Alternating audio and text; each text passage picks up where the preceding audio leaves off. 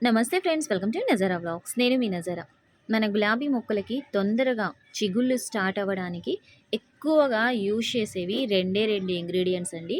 Rice water. So rice వాటర్లోనే మనకి all types of rice, పప్పు ధాన్యాలు, చిరుధాన్యాలు అనేవి యాడ్ అవ్వడం జరుగుతాయి. ఆ టైప్ ఆఫ్ వాటర్.